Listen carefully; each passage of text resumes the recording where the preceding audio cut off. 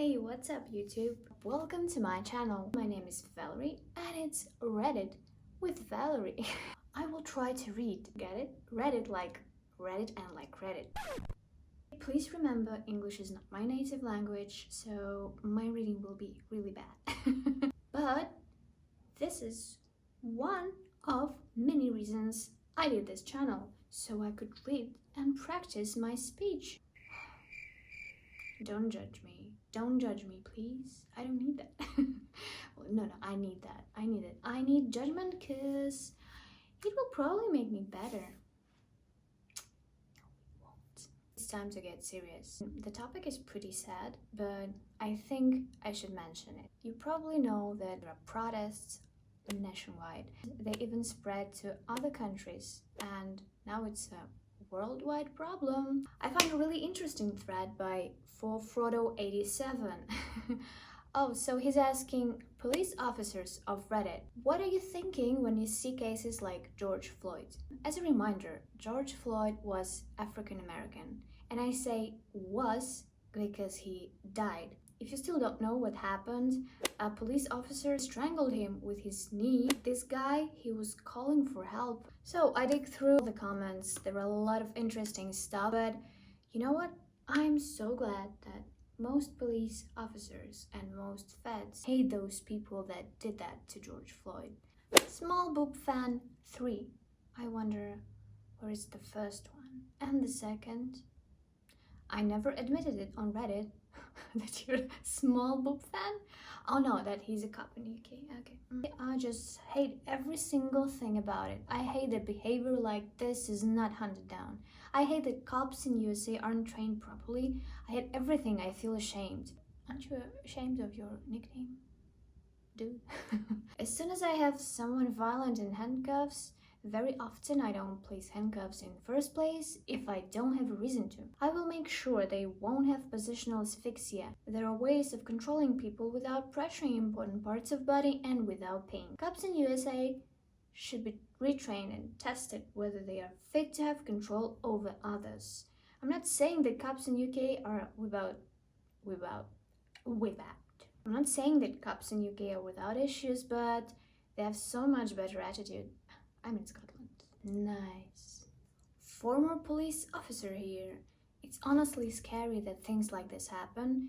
In the academy, training varies state by state. They teach you PPCT. Pressure point control tactics? Can't remember. PPCT are pretty much techniques you can use to subdue someone without actually harming them permanently. Pain compliance. Anytime you perform a technique to incapacitate someone, you cuff them, sit them, and make sure that they're physically okay and have suffered no damage. Well, hello? Nobody checked if this guy is okay. Really? One of the things I learned in the academy is that training between the 90s to now is vastly different. Back then it was minimal training, could be a couple days, 2 weeks, etc. And when I went through it was about 600 plus hours. Last I heard, it was 850 plus hours. Post mandates X amount of training while employed per year to maintain your post license. If you have a police officer from the 80s that graduated with 100 hours of training, he doesn't get the same training that you get today. He gets to keep working with his 100 hours plus yearly acquired amount of training required by post. There is no reason for this to have happened. To clarify, anytime a police has ended someone's life, most, if not all, departments suspend them with pay and investigate to see if it was justified, if the officer is okay after the event. Deputy Sheriff here. I was horrified and couldn't believe my eyes. There's an arrest technique to have your foot up against that shoulder neck with your knee is across the top of their back, but never on the neck. That's just to gain control until you cuff. Having your knee on someone's neck makes no sense at all, especially for that long. My department always has refresher training on positional asphyxiation and excited delirium. This should have never happened. He's cuffed, get him in the car and be done with it. It's the cops that pull crap like this that make the job hotter and hotter. They deserve everything they get coming to them. We have an obligation to protest life, and they all failed. Some cops seriously take the job too seriously and do stupid things. I just want to go to work, go home, and feed my family. This may get buried by all the comments by non-police officers, but I am a US police officer in a decent-sized city, population of about 500,000. I am proud of my career and my department. I think my department is lucky to have pretty strong support in our community. Support comes from trust that when a citizen has to come in contact with the police in some way, they will be treated with respect. Regardless of what kind of training those officers had or lacked, no one with common sense or good intentions would kneel on someone's neck, especially after they had been handcuffed, while they stated multiple times that they couldn't breathe.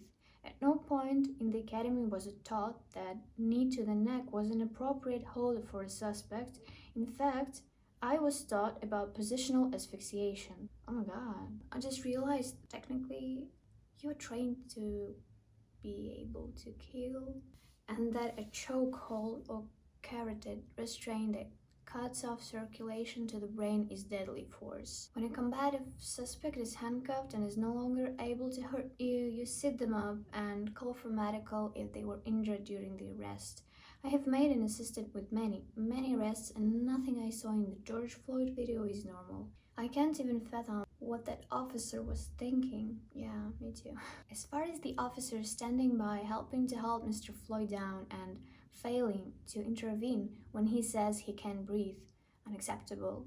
My department's policy says that officers shall intervene if they're witnessing a fellow officer using excessive force, regardless of whether the officer using excessive force is a 30-year vet and the witness is a rookie. If it's a sergeant and the witness is her subordinate. These are people's lives at stake, and police officers have too much power if we aren't willing to police each other. I rarely make judgments on fellow officers without knowing the whole story, but the video of George Floyd's arrest is enough. Mr. Floyd was murdered, and those officers had every opportunity to change the outcome of the situation. They are not worthy of their badge. I'm relieved that their department was decisive enough to immediately fire them, and I fully respect they will be prosecuted. Me too. I've seen many people commenting, why don't police officers speak up? And why do the police continue to participate in this corruption?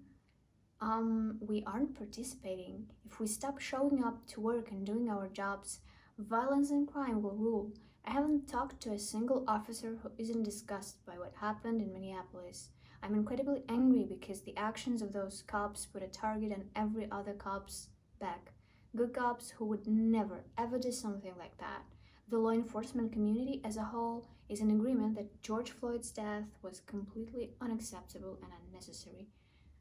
If anyone bothered to read this, please don't condemn all police because of the actions of those few.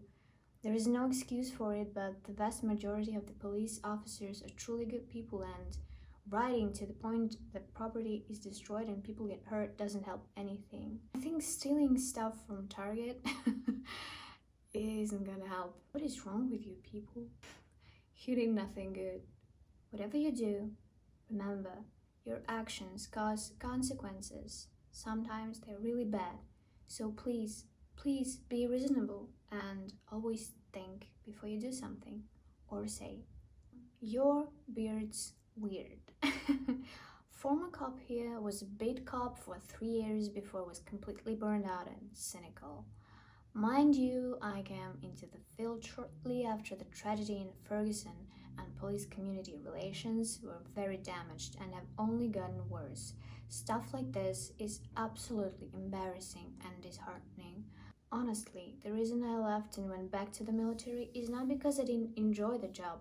It was because I didn't feel like I could trust my coworkers. I met too many cops, including my training officers, that had egos the size of Texas and no heart for serving the community, or rather they had a very distorted view of what service meant.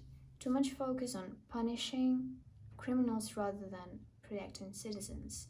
I always said my best tool as a police officer was de-escalation through dialogue. Sometimes that's not an option, but I would say 9 times out of 10, the people I arrested did so without any type of resistance. I have the utmost respect for the good cops I met, but they were just too few and far between. It was honestly tiresome to wake up every day and feel like the public hated me and my coworkers couldn't be trusted. Yeah, that is really sad to read. Morningwood, 2864. Current police officer at a promoted rank with 21 years on. Morningwood. Really? Morningwood. Okay. Okay, good. Fine. It's okay. It's your nickname, man. And you better believe the vast majority of LE is absolutely disgusted by what happened. The men and women who now have to stand on a line at these protests with their hearts ripped out are in a no-win situation. The problem is leadership and police culture training. No academy in service ever teaches a technique that would include kneeling on the neck or managing an arrest subject like that. As soon as the breathing complaint is made, you call for paramedics to assess. The failure of police leadership to empower the 3 other officers to act is the failure you see on the street. The lack of real leadership allows informal leaders, I bet the officers who did the kneeling as viewed as a leader by the officers that work around him, to set the level of acceptable behavior. It's not acceptable. The culture training hits officers at all angles and creates a huge amount of stress on officers. I could name hugely popular conferences by private LE-focused training companies that make their money off of convincing officers what protecting and serving is really about. I promise you, it has nothing to do with the values of the organization by and large, unless everyone has drank the Kool-Aid in the organization and supporting stakeholders. Anyway, it would not be the last. Minneapolis PD is not special or different from a lot of PDs. They will make certain trainings mandatory and talk the talk. But at the end of the day, if they don't properly define the leadership and proactively address their culture, nothing will be changed for the rank and file. Okay, that's it for now. Thank you for watching, and don't forget to click the like button if you enjoyed the video. Probably you want me to read something else. Please comment down below. Doop doop doop. See ya!